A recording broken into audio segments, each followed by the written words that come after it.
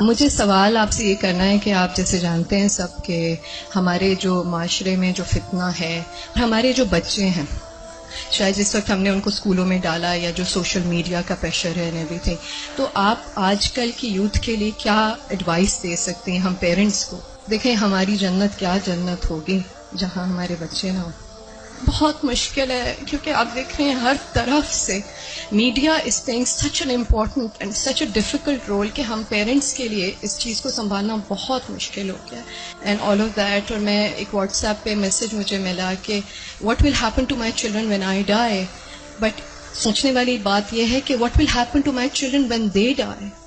سو اگر آپ کوئی ایڈوائس دے سکتی ہیں اس سلسلے میں تو بہت موزوں رہے گی. انہوں نے دکھتی رگ پہ ہاتھ رکھ دیا ہے اور بہت ہی اہم سوال ہے یہ. حقیقت یہ ہے کہ یہ ہر گھر کا مسئلہ ہے، ریلیجس فیملی ہے یا ریلیجس نہیں ہے، یہ مسئلہ ہر جگہ ہے، پڑھے لکھے ہیں یا ان پڑھ ہیں. آئندہ جنریشنز بہت بڑے فتنے میں ہیں، فتنہ ہر ہاتھ میں ہے اور وہ بڑھتا ہی چلا جا رہا ہے اور پوری دنیا ان کے سامنے ایکسپوز ہو چکی ہے. یعنی آپ کس چیز سے ان کو بچا سکتے ہیں، کس چیز سے روک سکتے ہیں؟ صرف ایک ہی حل ہے اور وہ روک اندر ہو، اور وہی تقویٰ والی بات ہے کہ جب تک ان کے اندر خود اللہ کا ڈر نہیں آتا، آخرت کی فکر نہیں آتی، اس وقت تک کوئی باہر کی چیز اب ڈھکی چھپی رہ نہیں گئی. آپ سو رہے ہیں، آپ کو نہیں پتا آپ کے بچے اپنی رضائی کے اندر کیا دیکھ رہے ہیں، کیا کر رہے ہیں، کیا سن رہے ہیں، کہ کانوں کے اندر کچھ لگا ہوا ہے، کچھ دیکھ رہے ہیں. اور پہلے تو کہیں کسی خالی جگہ پہ جا کے چھپنے کی ضرورت تھی، تو اب تو گھر کے اندر بھی ہر جگہ چھپنے کی جگہ ہے، کیونکہ جس اسکرین پر وہ سب کچھ دیکھ رہے ہیں وہ ان کے ہاتھوں کے اندر آ چکی. اس کے لیے جو پرسنل میرا ایکسپیرینس ہے وہ دو چیزیں. ایک تو یہ کہ ہم اسکولوں سے تو جو اسکول ہیں انہی میں ہی جائیں گے، اور جو باہر معاشرہ ہے اور جو کچھ ہو رہا ہے وہ سب وہ کریں گے، اس سے کاٹ تو نہیں سکتے.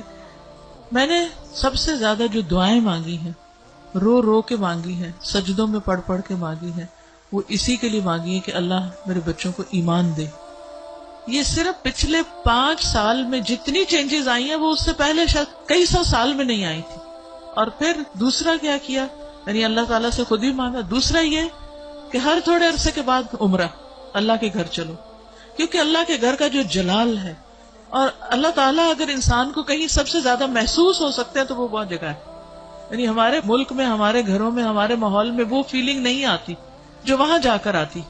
تو الحمدللہ ان عمروں نے، اللہ کے گھر کی زیارت نے دل کے اندر تھوڑی سی جگہ بنائی اللہ کو پہچاننے کی.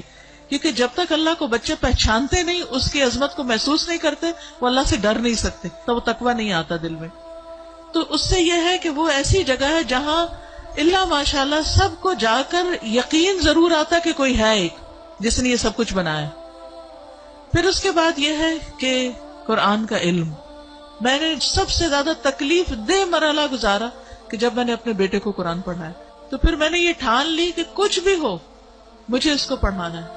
وہ ایج ایسی تھی کہ جس میں کچھ نہ کچھ وہ سننے کے قابل تھا، ورنہ وہ ایج بھی گزر جاتی ہے تو پھر بچے وہ اتنا بھی نہیں سنتے. اور میں نے اپنی ساری مصروفیات کو سیکنڈری کر کے، حالانکہ میں انتہا درجے کی مصروف، گھر کی بھی ذمہ داریاں، باہر کی بھی، لیکن میں نے اس کو اپنی پرائرٹی نمبر 1 سمجھا کہ یہی بات جنہوں نے کی ہے کہ جب وہ مر جائیں گے تو پھر ان کا کیا بنے گا.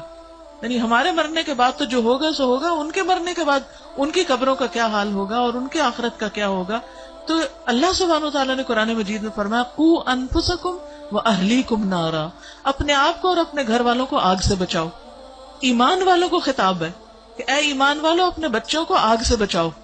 تو پھر میں نے اس کے ٹائم کے مطابق جب اس کا موڈ بنے، لیکن روز کی شرط رکھی تھی کہ ہر روز پڑھیں گے تھوڑا تھوڑا، 2 آیتیں 4 آیتیں، 1 رکوع 2 رکوع 1 رب.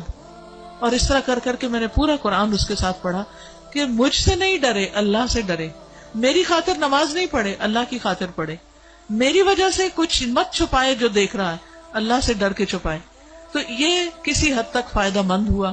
یہی ماؤں سے کہوں گی کہ ساری مصروفیات اپنی جگہ ہیں، لیکن بچے آپ کی پرائرٹی نمبر 1 ہونے چاہیے. ان کے لیے کھپ جائیں دعائیں مانگ مانگ کے بھی، اور اس کے ساتھ ساتھ ایک دفعہ کم از کم قرآن سے ضرور گزر جائیں. کیونکہ جب وہ قرآن سے گزر جائیں گے پھر ایٹ لیسٹ آپ کی رسپانسبلٹی نہیں رہے گی. اللہ ان کی سب خیر کرے، لیکن اگر خدا نہ خواستہ ان کے اندر کوئی بگاڑ آتا تو آپ کی پکڑ نہیں ہوگی. لیکن اگر آپ نے کوشش نہیں کی، محنت نہیں کی، تو آپ کی بھی ساتھ پکڑ ہے. صرف آپ کی نمازیں پھر کام نہیں آئیں گی. تو اس لیے ہم میں سے ہر ماں کو سنجیدہ ہونے کی ضرورت ہے. چاہے رونا پڑے، منتیں کرنی پڑے، بھوک کاٹنی پڑے، کچھ کرنا پڑے، لیکن پکڑ کے بیٹھے، خود بیٹھے. یہ مولویوں پہ نہ چھوڑیں کہ کوئی اور آ کے لیکچر دے گا تو وہ سن لیں گے، اس کو بتا دیں گے، ابا کو بتا دیا، چچا کو بتا دیا، اس کو ماموں کو بتا دیا. ٹھیک ہے وہ بھی کچھ ہیلپ کرتے ہیں، لیکن سب سے زیادہ آپ کو خود کرنا، اور اس کے لیے آپ کو خود پڑھنا ہوگا، اس کے لیے آپ کو خود سیکھنا ہوگا. خود سیکھنا شروع کریں اور اپنے بچے کے ساتھ بیٹھ کر خود. پھر یہ کہ بعض اوقات بچے ہم سے سننا نہیں چاہتے، آپ ان سے کہ آپ ہمیں پڑھ کے سنائیں. بس اس بات کا اگر یقین ہے ان کو کہ یہ قرآن اللہ کی کتاب ہے، تو پھر ان کے اندر یہ ڈالنے کی ضرورت ہے کہ اللہ تعالیٰ نے کیا فرمایا ہے. وہ آپ کو بھی پتا ہونا چاہیے اور وہ ان کو بھی پتا ہونا چاہیے. اللہ تعالیٰ ہماری مدد فرمائے.